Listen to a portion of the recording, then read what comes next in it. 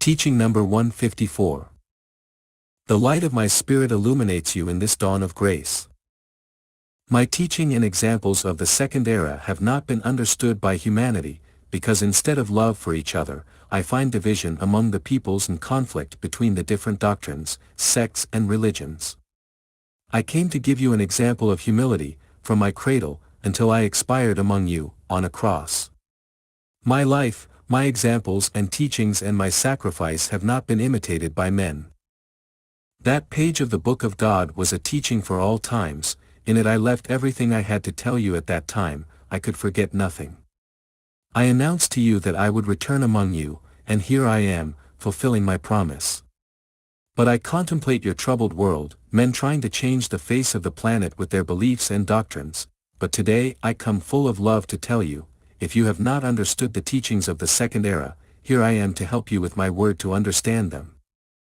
Listen, Jesus once approached the banks of the Jordan, and there he found John the Baptist, teaching his disciples, announcing the coming of the kingdom of heaven.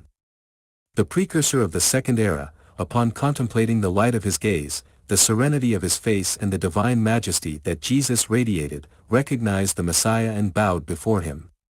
John, who was preparing his disciples and had heard about the doctrine that Jesus had been teaching, had told them, "The kingdom draws near to men," and when he found himself facing the Redeemer, he instantly recognized him and exclaimed, "There he is, that is the one whose sandal straps I am not worthy to tie." But as John was my prophet and my servant, his teachings were joined to mine and his disciples were also mine. On another occasion, Jesus found himself in the vicinity of a village. He sent his disciples to look for food to eat, and when they returned, they found the disciples of John preaching. Then, arriving before the Master, they said, "Lord, Lord, we have found some men who preached a doctrine and performed wonders. Is this within your law?" Jesus said to them, "Why are you offended? Anyone who practices charity is within the law. Today I tell you this, disciples of the third era, so that you do not judge those who you meet on your path sowing love, charity and light to be outside of my law, whatever the name of the doctrine they practice." At that time I was not recognized by all as the divine sower, for many I was just a Galilean who preached on earth. Only those who found the voice of divinity in the word of Jesus recognized him as the Son of the Most High. The one who manifests among you today is the same one who spoke to you in the second era, but what men contemplated then is not the same now. That Master, with a serene face, peaceful gaze and sweet speech, comes today in spirit and speaks to you through man. Whoever wants to feel and contemplate me under this form of communication, calmly penetrate your mind and heart. Many of you have lost your peace of mind, but when contemplating the peace and confidence of your brothers, you have taken refuge in them, in their faith and in their hope, wishing to reach the port of salvation. This way you will help each other. I will form in this time a people that are jealous of my law and lovers of truth and charity. Those people will be like a mirror in which others will be able to see reflected the errors they have incurred. They will not be the judges of anyone, but their virtues, works and compliance will touch the spirit of all those who cross their path, and they will point out their errors to all those who break my law. When these people are strong and numerous, it will attract the attention of their fellows, because the limpidity of their works and the sincerity of their worship will have to surprise humanity. Then men will ask themselves, who are these who, without having temples, know how to pray in such a way? Who has taught these multitudes to pray, adoring their God, without feeling the need to raise altars for their worship? Where have these travelers and missionaries come from who, like birds, do not sow, reap, or spin and yet survive? And I will tell you, this poor and humble people, but jealous of my law and strong against the passions of the world, has not been prepared by any man. These multitudes who enjoy doing good, who are enlightened by inspiration and who know how to bring the message of peace and the drop of balm to hearts, have not been taught by teachers or ministers of any cult on earth, because truly I tell you that, at this time there is not a single man in your world, who knows or who could teach the worship of God, under true spirituality. It is not in the splendor of rites or ceremonies, nor in wealth or earthly power where the truth lies that, being humble, seeks as a temple clean, noble, sincere hearts, lovers of the pure. Where are those hearts? A large part of this humanity calls itself Christian, without even knowing what the word Christ means, nor knowing its doctrine. What did you do with my word, with my examples, with my doctrine that I gave you at that time? Are you currently more evolved men than those of that era? Why don't you demonstrate it with the works of your spirit? Do you believe that this life is eternal, or do you think that you should only evolve through human science? I came to teach you the true fulfillment of the law, so that you would convert this world into a great temple where the true God would be adored, where the life of man would be a constant offering of love to his Father, to whom he should love in each one of his fellow men, thus paying tribute to his Creator and Master. And now that I have returned to men, what do I find?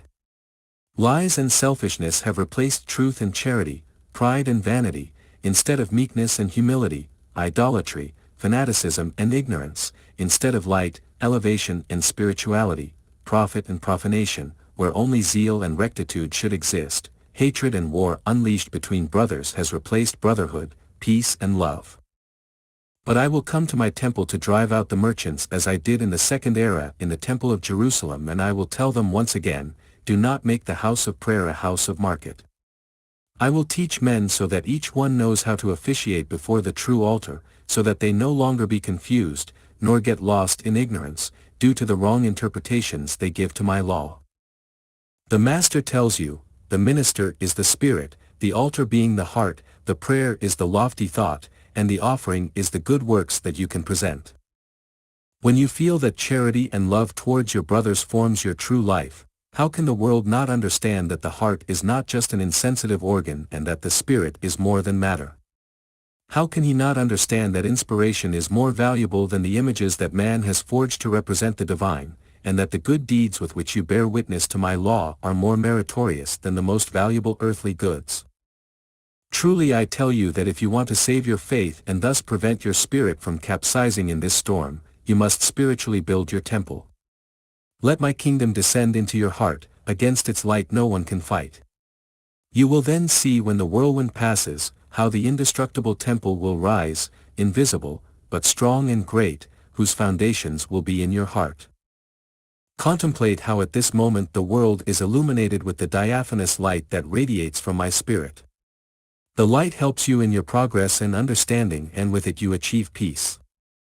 Light and love are born from the heart, peace is in the spirit as a reflection of eternity. My word is sweet, but do not tire of it, because I will find your hearts empty, recreating only in material pleasures. That is why I often come to you, to make your heart beat with a different rhythm when you get in touch with the divine, because from the path of your fulfillment you always find yourself lost. Why have there been and are there men who, having come to know human science with the use of the faculties that the Creator granted them, use it to combat and ignore divine science? Because their vanity does not allow them to penetrate with humility and respect into the Arcanum of the Lord and seek their goal and their throne in this world. From among sinners I will select those who will serve me at this time, my power will vibrate in them and I will transform them with my grace. Reconcile with your conscience so that you may be forgiven by it, because as long as you believe you are in preparation and do not listen to the inner voice that points out your errors, there will be no communication with me, nor will idolatry be able to disappear completely. At this time I speak to you as Father and as Judge, but do not fear, that also in the divine exists the love and tenderness of a mother whom you call Mary. My beloved children, feel love towards her. I listen to the prayer that springs from your spirit to praise her, because you know that your lips are clumsy to do so, because you consider them impure and you prefer to close them. Furthermore I ask you, is there anyone who has not received a caress from the Heavenly Mother? Truly I tell you that all of you, absolutely all of you, reach for her love. See, those who were lost yesterday, now find themselves climbing the heights of the mountain. Today you will be able to be among the dregs, and soon, by means of my grace and your merits of patience and charity in this time of spiritual melting pot, they will also make you rise above all misery. Do not forget that pain is the architect of the spirit. The spirit and the envelope form a harmonious being, aware of its spiritual and human duties. You have witnessed the evolution of the doctrines, and in your meditation you have come to understand who is the creator of all the beauty of your world, because there is no longer a fog in your mind. You live in peace because you seek to be in harmony with your God, and peace is a treasure for the spirit in this world. It is experienced after having fulfilled all the duties to the Father. Try to live always experiencing that satisfaction, so that at the moment of your elevation from this valley to the other, your spirit does not take any terrestrial concern, nor pain due to lack of fulfillment. You cannot tire of doing good, since you are doing it to yourself. Speak of my teaching with love, and my word will flourish in hearts. I am preparing you and filling you with wisdom, because I have already told you that after 1950, you will no longer listen to my word through human understanding, and whoever does not take advantage of my lessons will feel empty in his heart and will wander as if dead. Why is dead? Because spiritually and morally you will feel down, and in your trials you will not find the strength to overcome and perceive my divine caress.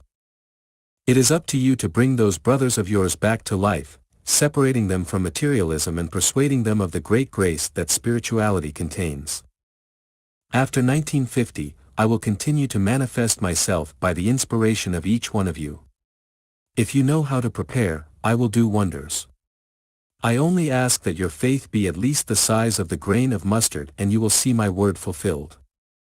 Speak and give charity without fear of being censored. It is necessary that you extend your hand to your fellow men, without distinction, because you do not know who are the ones who suffer the most internally. You will see many times how your brothers, listening to you, will rejoice and will give you palpable signs of gratitude. Invite them tirelessly to the path of good, and already in it many pains will depart from them. On the New Jerusalem the manna will descend. I will make sure that freedom of belief and speech exists among you, and that there is justice, so that when men of other nationalities enter among you, upon their return they carry in their hearts a present of love and an ideal of brotherhood and justice. After 1950, humanity awaits true peace, but I tell you, it is necessary for the exterminating sickle to continue reaping the weeds, until the fields are clean and the ear of wheat can shine. You will see from this world, notable leaders who are obstacles to peace, and the nations that oppose divine justice, will disappear to make room for new peoples that will arise in their place. Pray, so that you already deposit your seed of peace, unify yourselves as one heart and one thought, and you will feel my presence very close. Comply with the mandate that I have left you in 2 times, love one another. Just as the promised land was distributed to the people of Israel, so will the entire earth be distributed to humanity. This will happen when the time is right, after the purge. As it is my will that I make this distribution, there will be justice and equity in it, so that all men can work together in the same work. Today the people eat the crumbs from the tables of kings and lords, while they get rich by accumulating the bread of their servants and vassals, but the crusts of the poor being hard, they are not as bitter as the delicacies that the great ones eat. One and the other are victims. That is why it is necessary that I come to liberate you, to break your chains, but it is also necessary that the slavery and devastation caused by the plagues increase, because otherwise men would not want to follow the one who comes to save you.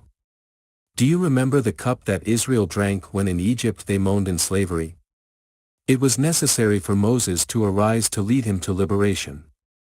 Do you also remember when the people found themselves captive and humiliated in their own homeland, and how the other nations found themselves when the Messiah appeared on earth to teach them the way of salvation? Also in this time it will be necessary that before the liberation men know the narrowness, the misery, the oppression, the injustice, the hunger, the thirst, so that they finally rise up wishing to find another life that is better. When this humanity strips itself of its materialism and begins to recognize how far it has lived from my law, it will say from its heart, "How foolish and clumsy have we men been to voluntarily surrender ourselves to passions, to later be slaves of them." There is the mountain from which the Father has shown you his law. Climb the path that I have pointed out to you. The land of promise stands with its doors eternally open, waiting for the multitudes, to whom it is offering peace and blessings.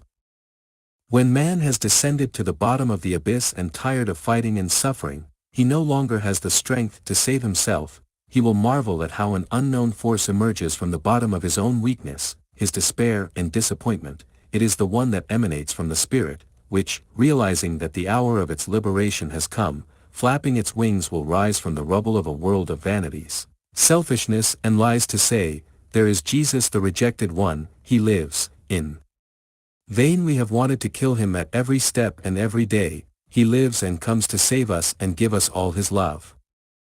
That will be the time when man recognizes that to achieve true spiritual greatness as well as a high life on earth, there is no other law than that of God, nor more doctrine than the one I gave you in the word of Christ. Analyze your conflicts, study the problems that afflict you, and then put into practice my commandments and my maxims, and you will see how in them humanity can find the solution to all the problems that afflict it. But since you do not feel capable of putting into practice the words and examples that the Divine Master gave you, it will be necessary for pain, which is also a teacher, to approach you to persuade you of many truths, to sensitize you and also to bend you. You ask me, perchance your word does not have enough power to persuade us of our mistakes and save us from having to go through the crucible of pain. And I say to you, my word has more force than you could suppose. But if you listened to me and were instantly transformed, without effort, just by the fact of having listened, what merit would that have on your part? It is necessary that the one who listens put faith, will, effort and love. Then there will be a great merit, whose prize or reward will be that of not feeling the pain, because it has used my law and my doctrine as a weapon. Crowds that are listening to me, do you not feel the presence of my law on your spirit? Don't you feel that your heart, upon hearing my word, throbs with a new life? Pray that you understand, and watch that you put my teachings into practice, because in this bitter and difficult hour for humanity, you have great responsibilities. If, despite the great vicissitudes that afflict you, you do not lose that atom of spirituality that you have managed to achieve, you will see true wonders and prodigies realized on your path, with which your Father will encourage you during the hard journey. My peace be with you.